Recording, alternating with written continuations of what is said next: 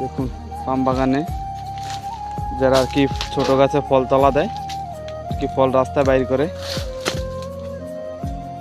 ওই দেখুন ওই রাস্তা নিয়ে ফল নিয়ে রাখে। দেখুন সাথে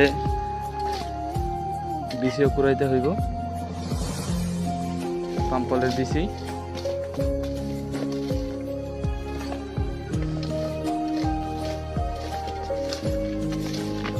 এগুলো নিয়ে রাস্তায় নিয়ে রাখবেন নাকি ভাই?